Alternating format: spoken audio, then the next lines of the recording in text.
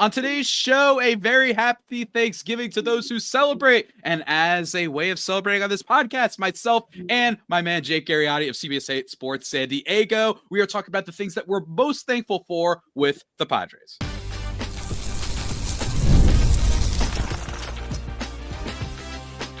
You are Locked On Padres, your daily San Diego Padres podcast. Part of the Locked On Podcast Network, your team every day.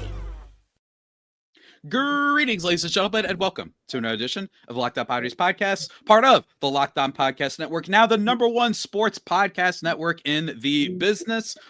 Your team every day for Thursday, November 28th. As always, I am your host with sometimes the most, Javier Reyes, and I've been covering this team for nearly 6 years now, not just for this show, but also various other outlets, including justbaseball.com, chief among them. Today's episode is brought to you by FanDuel. Right now, new customers can bet just $5, and if your bet wins, you'll get $300 in bonus bets to use across the app. Download the FanDuel app today. And on today's show, guys, it's a simple one. It's an all good vibes episode for a team that hasn't always had the best of vibes, especially this offseason, especially with the way the season ended. But we're not doing that. We're talking about all the things that we are thankful for about the Padres. And I'm honored, as always, to have my guy Jake Garegnani of CBS 8 Sports San Diego on the show to talk about it. Jake, how are you doing on this fine holiday? And yeah, full disclosure, we recorded this obviously before the holiday, but still, we are here.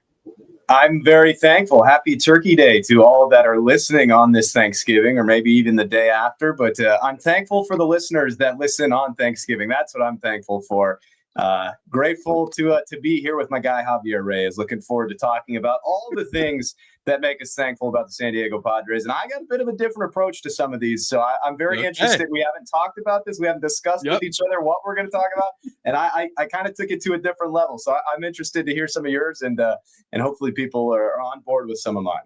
Absolutely. You know, we need to have some good vibes because it hasn't been great in Padre land. Everyone's losing their minds, right? And we might look back and say, oh, wow, we still won 89 games the year after and we were contenders. Maybe we didn't win it all, but whatever. Like, it's possible. We're freaking out for no reason. How do I know that? Because everybody freaked out this past offseason, the one before this one, after the Roki Sasaki signing. And guess what? They ended up being a pretty good team. So there's still a lot to be thankful for.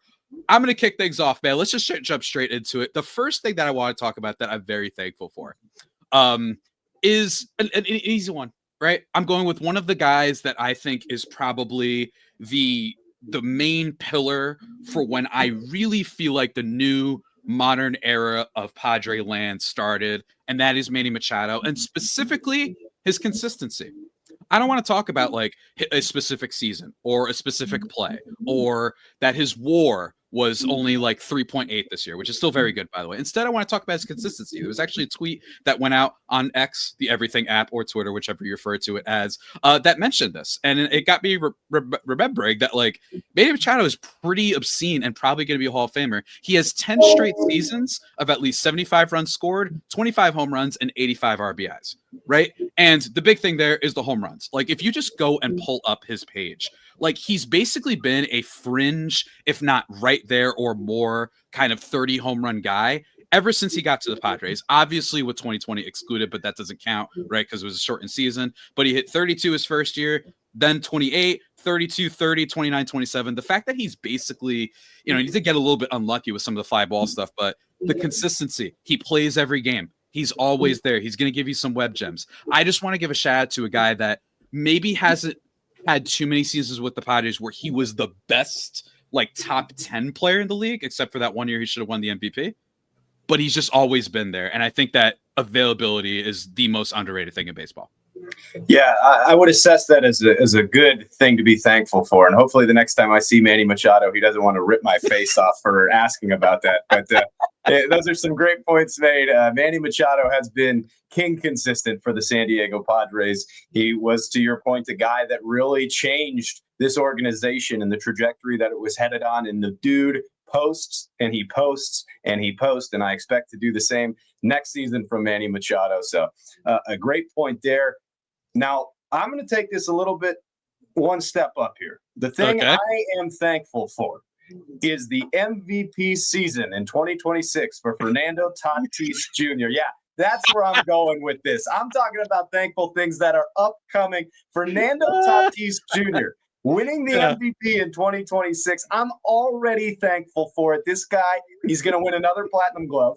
He's going to hit the cover off the ball. He is going to be the best player in all of the National League, maybe even baseball. He is going to win the MVP. That is where I'm headed. I'm very thankful for Fernando Tatis Jr. The swag will be back, Javi. The atmosphere, the salsa, the everything that is Fernando Tatis Jr. will be back in Petco Park next season. You will hit a new level of El Nino with Craig Stammen leading the way. Fernando Tatis Jr. winning the MVP for the San Diego Padres next year. That is what I am thankful for on this Thanksgiving. What do you think about that, Javi? I think that is absolutely not what I expected. I thought you were just going to say Tatis in general. I thought you were going to say, hey, I would have been less surprised if you said I'm thankful for the one home run he hit and he spun the medallion. Remember the medallion? I missed that thing. Oh yeah, baby. We should bring that back. Why not? Who cares? It's not like that they don't. That they haven't had moments choking without the medallion, right? So, let's just bring that bad boy in there. That'd be a lot of fun. Is there any particular reason why you're super bullish on him, or you're just like, this is just happening, and I'm just reporting facts right now because I'm a reporter? Yeah, that's what I do. All I do is report facts, which is actually true. But when I'm predicting the future, sometimes you take a guess. I don't think Fernando Tatis Jr. has two, and I'm going to stay offensively. Obviously, the guy won a Platinum Glove last year. I don't think he has two bad years in a row. I think when you hear Craig Stammen talk about what level he could get Fernando Tatis Jr. to, I genuinely believe that he can kind of unlock this other thing. Craig obviously knows Fernando really, really well. He knows how to coach this guy. I think all the off the field stuff is going to get out of the way of Fernando. I think he's going to be clear headed, and I think he's just going to put together. We all know he can do it. We all know he can put together an MVP season. There's no doubt about that. He just has to have it all there together. I think next year's the year that he does it. I really do. And I don't know why, but I had that feeling when you asked me, you said, what are you thankful for? It was the first thing that popped in my head. I go, I'm going to be thankful for his MVP season. So it's coming. Absolutely, man. And you know what? I could totally see it. It's actually a little bit of a mailbag question that we received on this show that I want to break down, I think, on a future episode, because for some reasons that you've talked about on this show before about, just like maybe he was a little bit off, maybe he was just a little bit unlucky with some of his stuff. We'll see how that pans out in the future. But it is kind of incredible that this was a down year in some ways, right? Like he still was a 6-point-something win player, still top 10 in wins above replacement among all position players, won another Platinum Glove very quietly. Should he have? We talked about the show. Maybe Pete Armstrong should have. Who cares? I don't care. He at least was still very good. And this isn't like one of the Gold Glove Jared Jeter type of accolades. Random stray to my guy. But still, we'll talk about that. It's going to be a lot of fun for El Nino next year. I absolutely agree. But, Jake, let me tell you, the thing that I'm thankful for, the next one that I'm about to bring up, is going to send you in a tailspin. You're not going to have to see this one coming. And because we're being nice on today's show, we're being objective, and I'm going to deliver one that no one is going to expect. But let me just tell you guys real quick about FanDuel. The NBA is back, and there's no better place to get in on the action than FanDuel, the official sports betting partner of the NBA. Even if you missed the start of the game or you want to ride the hot hands, when Wemby's, on point number 60 and he's got 8 blocks and you're like, you know what? I'll keep betting and he's probably going to get more. You could do that. They have live bets on everything from who will score next to fourth quarter comebacks. Plus, you can even combine your live bets into same game parlay for a shot at an even bigger payout. It's very, very good stuff over at FanDuel, guys. It keeps everything exciting. And right now, FanDuel is giving new customers $300 in bonus bets when your first $5 bet wins. So head to FanDuel.com to sign up and play your game with FanDuel, the official sports betting partner of the NBA.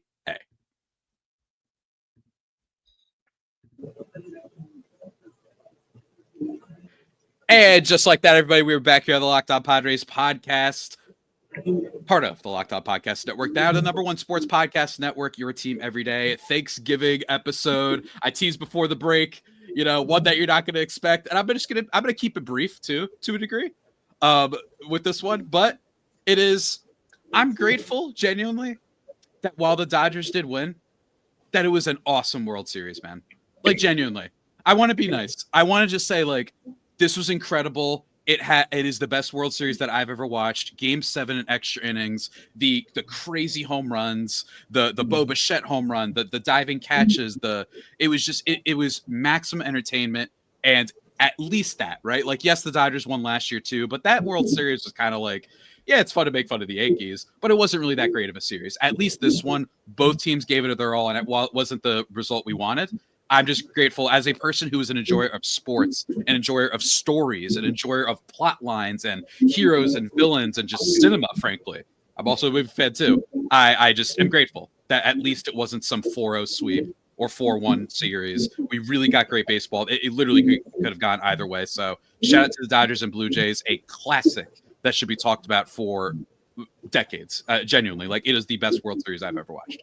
Well put. An unbelievable series. If you're a fan of baseball, you had to enjoy that. And again, I understand that the Dodgers won, but you had extra inning games that kept us up into the wee hours of the night. It's just each night, each game was just unbelievable stuff. It was a fascinating World Series. You had storylines like Reyes Savage, who was pitching an A-ball earlier that year, throwing in a World Series. I mean, the storylines, everything, games, man. Everything was awesome. It was a absolute classic and a wonderful World Series.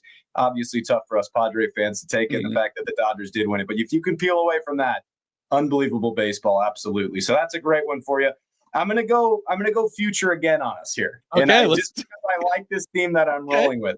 I am thankful for the new San Diego Padre, Munetaka Murakami, who's coming over to the brown and gold. Oh, okay. The big slugger who is posted is going to sign with the San Diego Padres, bring that pop to the lineup that it was missing last year, and help them get over that hump.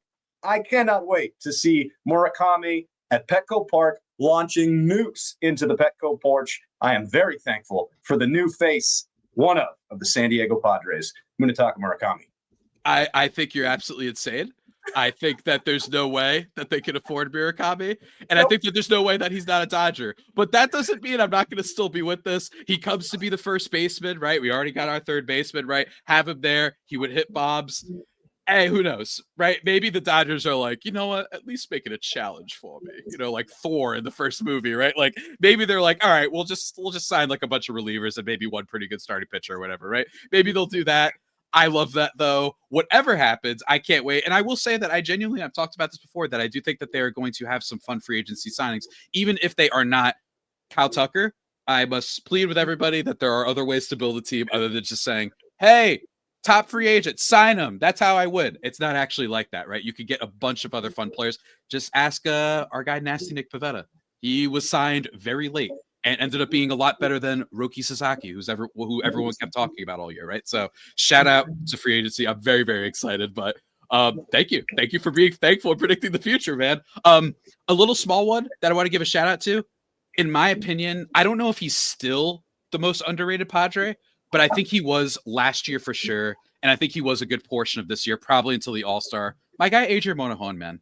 I'm thankful that they were able to turn him into something after being this like fringe sort of starter that they were trying to work out. It didn't. Then they moved him to the bullpen, and he's one of the easily one of the 10 best relievers in baseball, and maybe even better than that. So I'm just thankful. And I'm also thankful for the fact that he is the most nervous looking good pitcher I have ever watched in my life. He looks like he ran 3 decathlons in the middle of an inning because he gave up 1 walk, and then he never gives up anything else, right? So shout out to Adrian Monahan. Love that, man.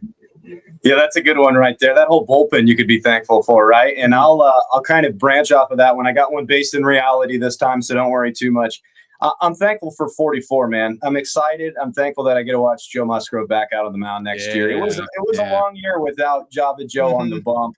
I think every time you get to see him pitch for his home city at Petco Park, it's always something to be grateful for. And now, coming off that Tommy John, to get him back in that rotation, who knows the limitations and everything with coming off Tommy John. But I'm just thankful I get to see 44 back on the bump in Petco Park. Hopefully he's a big part of the rotation, depending on how much leeway they'll give him, how many innings he's going to pitch. But I'm definitely thankful to get to see Joe Musgrove throwing the ball, twirling it again for the San Diego Padres.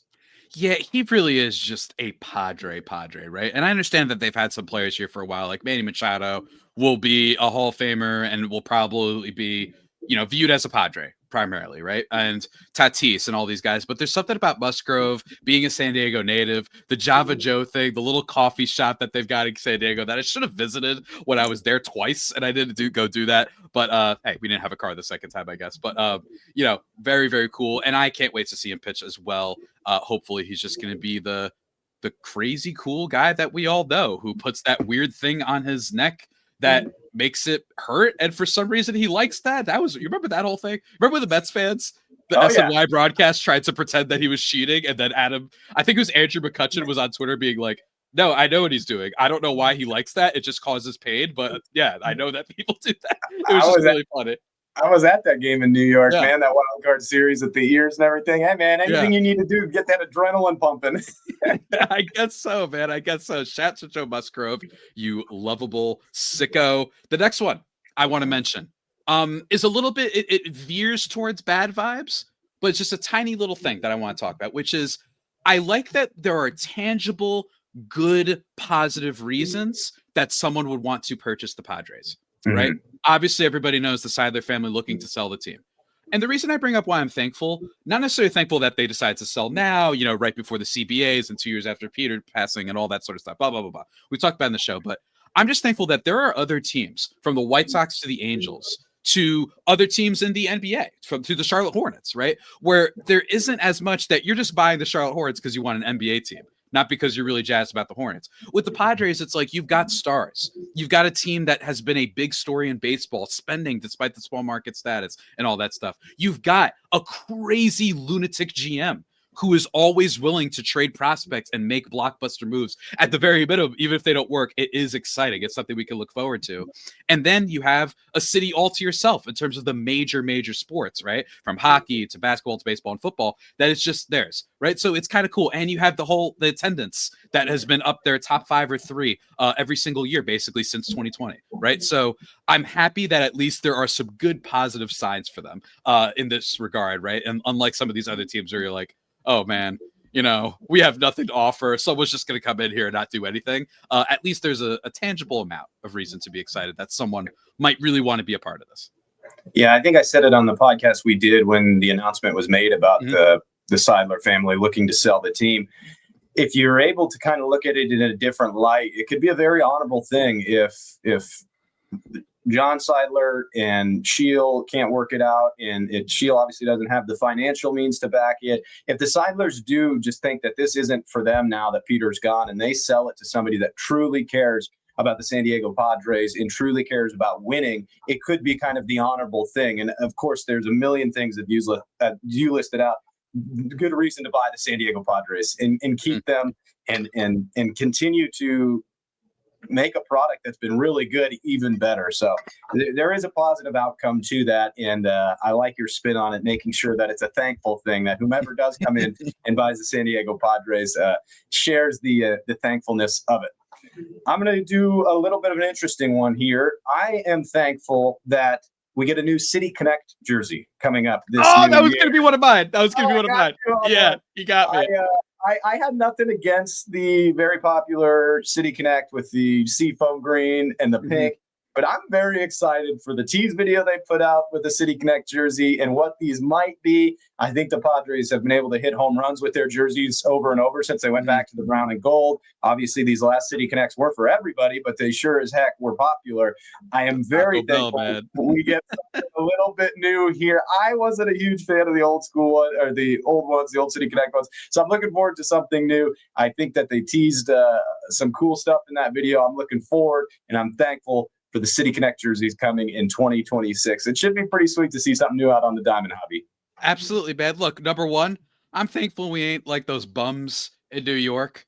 The Yankees, I believe, is what they're called, where they refuse to even have a City Connect because they're just so much better than everybody else, despite the fact that the Red Sox and like 3 other teams have had more titles than you of the 21st century, right? Like, they're so much better. I'm thankful that they're willing to try stuff. And I think that they also, second thing, I will say, the most understandable uniforms ever, in the sense that if you hated them, I get it. And if you love them, I get it too. It was just really funny. Both I think both opinions were totally right. So you weren't a fan of them. I get that. I kind of like the chaos of them, and at least they tried something, right? Shout to the Baja Blast, Padres City Connects. But Jake, my next one, I'm stealing your idea of things coming in the future. I'm doing that because I've got a good one because it keeps happening every year. No one likes talking about it, but as Thanos said, it is inevitable. Now, what is inevitable, guys? Let me tell you. Login screens, prices jumping at checkout when you're trying to buy your tickets. That's really annoying. But with Gametime, it gives the advantage back to you, the fans. Gametime is fast, easy, and backed by the Gametime guarantee. You'll always get 100% authentic tickets delivered on time and at the best prices. Plus, all fees are included, so you're not going to see your final price just skyrocket out of nowhere at the end and make you feel really bad about yourself or anything like that. I pulled up Gametime and just a couple taps. I saw amazing deals. You know, an NFL game as low as $100. I may or may not be trying to attend one in the next couple weeks. Maybe I'll see if I can pull that off. Probably unlikely, but still, the prices are awesome. They go down closer you get to game time, especially, you know, with baseball games. You know, maybe you're at happy hour, you decide to go to a Padres game, and you didn't know that you were going to go before. They also have this zone deals option. You just pick a section.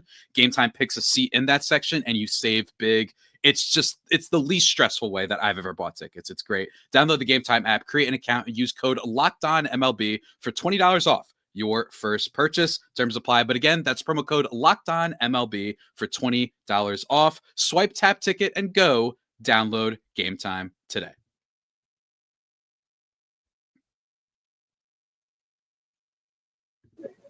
And as we are back here blazing into the final segment of the Locked On Padres podcast, part of the Locked On Podcast Network, the #1 sports podcast network, your team every day for this Thanksgiving extravaganza. I teased before the break. Something I'm thankful for. I'm taking Jake's strategy of everything that's in the future. He's calling his shot. Great City Connect. Tatis is winning the MVP. Java Joe being back. I want to bring this one up. I am thankful for when the top 100 prospect lists come out and all of a sudden the Padres have a bunch of players out of nowhere on there. AJ Preller just being a great scout. All of a sudden, they have this man, Tucker Musgrove, who's getting all the hype in the prospect circle, saying this guy has a fastball like DeGrom's. That's the only comparison for it, right? It just keeps happening over and over. I am thankful for AJ Preller. Specifically, I'm thankful for the Padres' ability to keep regenerating their farm system. And it keeps happening all the time, every single year. I remember when Robert Hassel giving him up was a big deal, and it was. CJ Abrams, you know, James Wood, obviously. And all of a sudden, Jackson Merrill just appeared. Right. And then Leody DeVries just appeared. These people appear out of thin air. So I'm thankful for the prospect list when it comes to the Padres, because it always materializes out of nowhere. Every time they say we're dead and that the trades are dumb, he finds new guys. Shout out to the sicko. We love you, AJ. The mad scientist just doing his thing, cooking up these cats in a lab like he always does. Yeah, I said it after the Mason Miller trade. I said everyone was freaking out, and I understand because of Leo, but AJ Preller just does it every year. Like you said, there'll be another dude on the list in no time that everyone's all amped up about, and everyone's always going to be the greatest thing since sliced bread. And that's because AJ Preller is an unbelievable evaluator of talent. He works the extra mile to find these people all over the globe, quite literally. And that prospect list, I'm sure, will look nice and shiny when it comes out again. All right, I've got an interesting one for you here. I am thankful for baseball. And you say, wait, what do you mean, Jake? Well, I'm thankful for baseball because we're going to have a season in 2026. I'm not so sure about that after 2026. You said this takes a little bit of a dark turn. I might go there a bit because the CBA is coming at the end of 2026, and it ain't going to be pretty. And I do not want to watch rich people fight with rich people to figure out the salary cap, the salary floor, almost guaranteed to have a work stoppage.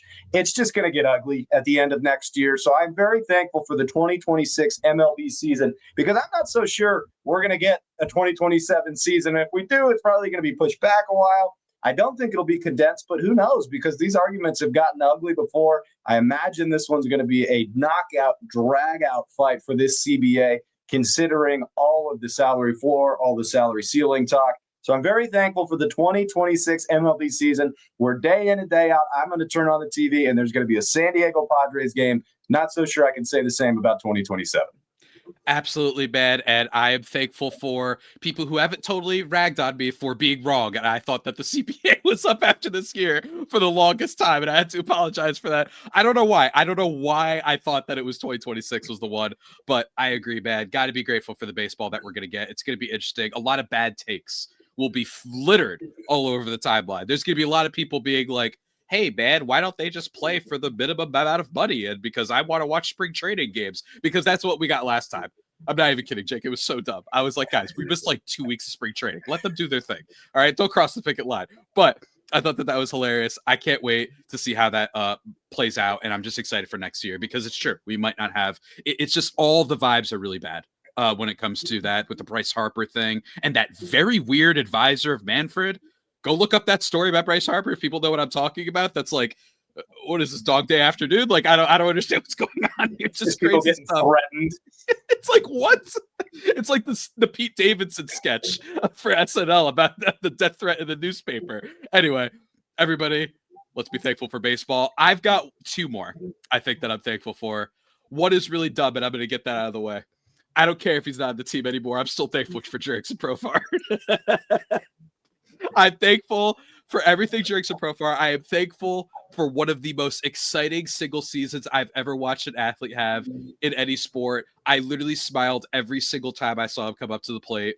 I'm grateful that if he was doing the PED stuff, he got popped after being with the Padres. We didn't have to worry about it. I'm grateful that it happened after we played them too. Like, just he got one more series, he got one more standing ovation, and I'm thankful for how weirdly he, like, the Dodgers fans get super mad about him because he celebrated making a good catch once, and all that stuff, right? Like, I'm grateful for how completely triggered the Dodger fan base gets by Jerickson Profar. So shout out to him. I love you very much. And by the way, low-key did pretty good, by the way, coming back from suspension. He was actually hitting for power too. So shout out to Jerickson Profar. Nothing but rooting for the best. One of my favorite seasons I've ever seen from an athlete. Yeah, the Jerickson was so much fun. And in the clubhouse is a guy that got to interact with him a lot. They don't make him any nicer. A sweet, sweet human being, a fun guy to be around. I was bummed to hear when he got popped, but I was very happy to watch that season and just happy for a guy that got his bag. Jerickson's a top-tier individual. So, all right, I got one that I promise nobody is going to see coming. There's no chance the next words coming out of my mouth, anybody on the planet will predict. I am thankful for the Los Angeles Dodgers and their fans. Now, let me explain before everyone wants to strangle me.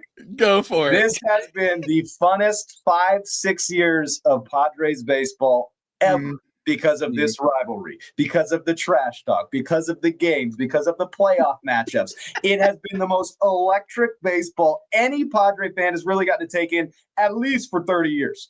20 years, whatever you want to call it, because of this rivalry. It's the best rivalry maybe in all of sports right now. It's damn sure the best rivalry in baseball. Every single time these two teams take the field, you got Mike Schilt pushing Dave Roberts. You got people getting thrown at. You've got Slay and the Dragon. You just have unbelievable baseball games after unbelievable baseball game. This rivalry is so much fun. It reminds me of Red Sox Yankees back in the day. Even if you didn't like either of those teams, you tuned in to watch every single time they met up.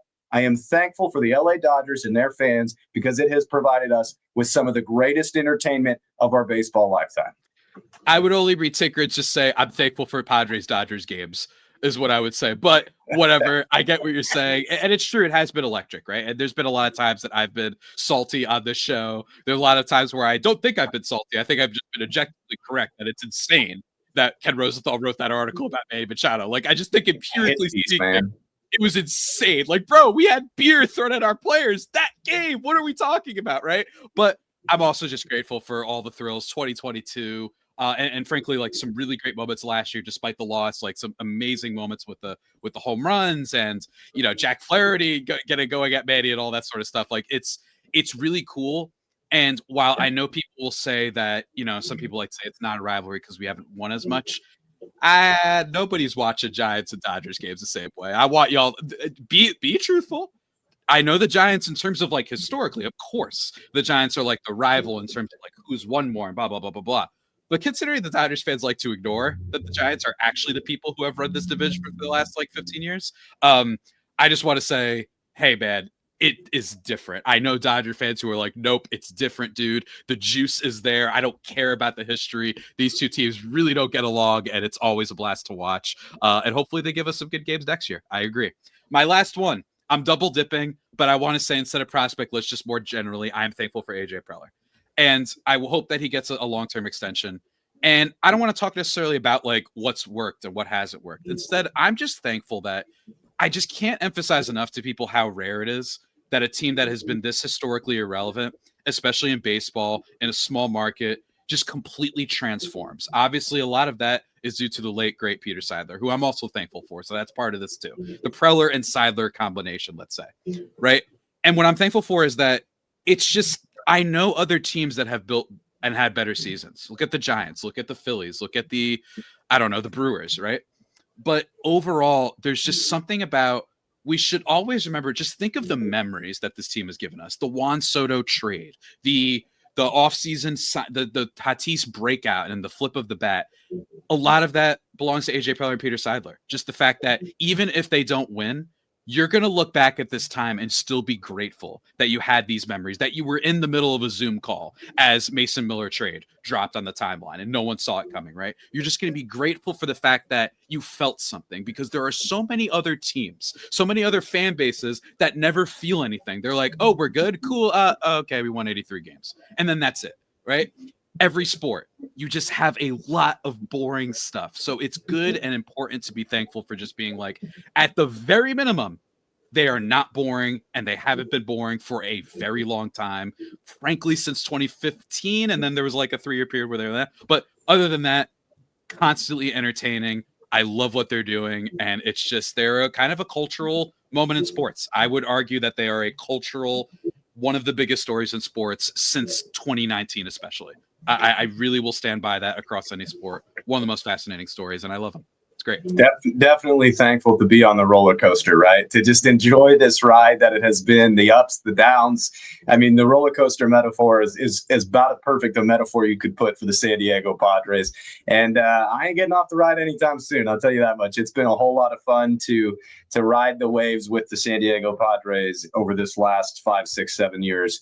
And definitely thankful for that. And then the last one I would say for me, just a quick wrap up, and this is an obvious one, but it just can't be overstated. Thankful for the fans, man. They pack Petco Park. They make that place so much fun to go to. They showed up again, the most sellouts, the most fans ever in the history of the San Diego Padres. And they deserve to be shouted out for that. Very thankful that we have a team that has a fan base as dedicated and as passionate as the San Diego Padre fans are. So it's been so much fun to watch Petco Park transform because of those fans. So thankful for them for sure. Well said, Jake. And with that said, that about does it for today's edition of the Locked On Padres podcast, guys. And speaking of fans and whatnot, listeners of this show, I am thankful for you as well that you let me continue doing this every day. Feel free to send any of your comments in the comment description of this episode or any episode about anything. You want to ask my takes about Thanksgiving food, about Steven Souza being hired to be the new hitting coach, whatever you want, whatever my favorite movies have been lately. I don't care what you ask, especially because it's the off season. I mean, Jake, I've literally answered questions about like the Straw Hat Pirates in One Piece versus the Avengers who would win. Like that's how like boring sometimes the off season gets. I'll answer it though. You can go look up the episode. I have a link. Everybody can go do that. Tomorrow's episode, though, we are going to be recapping and talking about not just some of your questions left over from the mailbag, but also talking about this past year's deadline. Speaking of Black Friday, so I guess it's in theme a little bit. The deals that they made and whether or not, what does it say about the team, not just in that moment, but also going forward? Was the DeVries loss a big deal? What do we feel about some of those other guys? It's going to be a lot of fun. And then next week, we got some other guests coming on the show. Remember how I mentioned Tucker Musgrove? Oh, yeah. I'm bringing on a prospect expert. Longtime listeners of the show, you know who I'm talking about. But until that next time, everybody, stay safe and, of course, stay faithful. My Friday Faithful homies. Take care.